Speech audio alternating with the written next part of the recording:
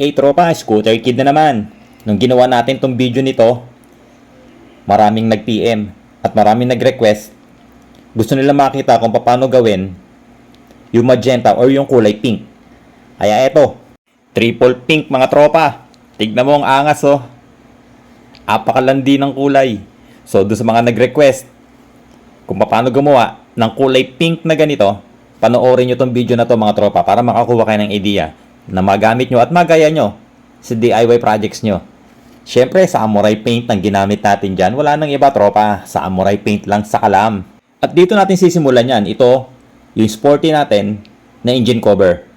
Tapos ko nang applyan niya ng primer. Ang ginamit ko dyan, Surfacer UCH210. Recta Surfacer ako mga tropa dahil repainted na to. Pero ipapaalala ko lang sa inyo, kung ang pipinturahan nyo, wala pang pintura, stock, kailangan nyo munang gumamit ng KPP plastic primer para kumapit yung pinturang ilalagay nyo. At ang kulay na unang ibubuga natin dito mga tropa, pink UCY242.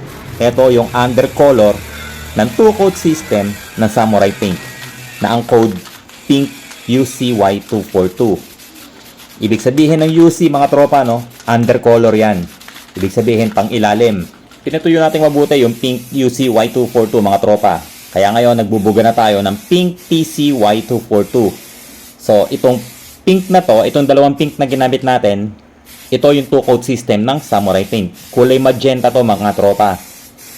So ito yung pink UCY242 at saka pink TCY242 na kombi. Ibig sabihin yung UC pang ilalim, yung TC top color yan mga tropa. So yan yung mga code ng Samurai ha. Tandaan nyo mga tropa para pagka naghahanap kayo ng mga kulay at nakita nyo yung UC at saka yung TC, alam nyo na, UC, undercolor, o yung pang ilalim, yung TC, top color, pang ibabaw mga tropa.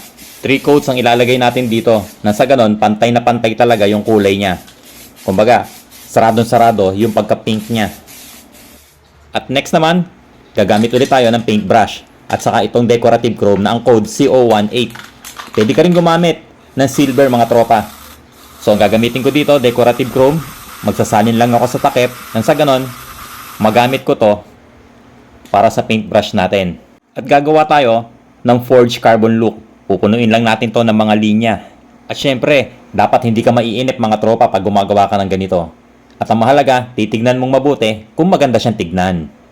At ito na itsura niyan mga tropa after natin mapuno ng mga linya. At ulit ang ginamit natin dyan, decorative chrome CO18.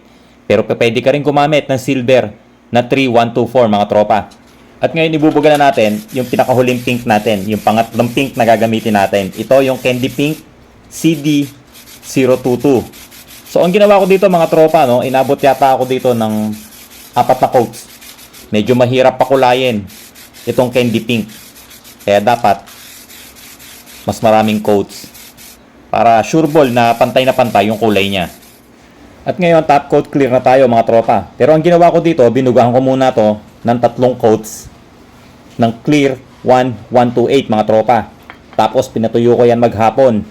And then nagliha tayo wet sanding number 800. Kaya ngayon ang ibubuga natin, ito na yung last and final coat na clear 1128. Pero this time ang application natin, wet application. Ibig sabihin, mas maraming clear yung ilalagay natin na sa ganon, magmukha siyang wet look. Para pagkatapos nito, maganda at makinis yung kintab niya mga tropa. So ganyan lang yung ginagawa kong sistema mga tropa, no, kapag nagbubuga ako gamit ang Samurai Paint. Dito naman kasi nagkakatalo yan sa clear coat.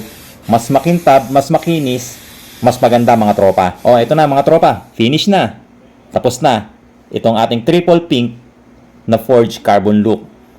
So ulit 3 pink ang ginamit natin mga tropa, no? Gumamit tayo pink UCY242, pink TCY242 at saka yung candy pink na CD022. So ayan mga tropa, no? Yan yung mga ginamit natin. Triple pink dahil 3 pink yung ginamit natin. So doon sa mga nag-request nito, sana nagustuhan nyo mga tropa. Sana nakakuha kayo ng idea. Sana nakapulot na naman kayo ng kaunting kaalaman kung paano gumawa ng mga ganitong design at ganitong kulay gamit ang Samurai Paint. At syempre, hindi matatapos tong video to kung hindi ulit tayo magpapasalamat sa lahat ng followers at subscribers ng Scooter Kid. Maraming salamat sa suporta nyo mga tropa. At syempre, maraming salamat sa lahat ng mga nagsesend ng mga stars bilang suporta sa page natin. Syempre, maraming salamat sa Samurai Paint. So, paano mga tropa? Kita-kits na naman tayo next video.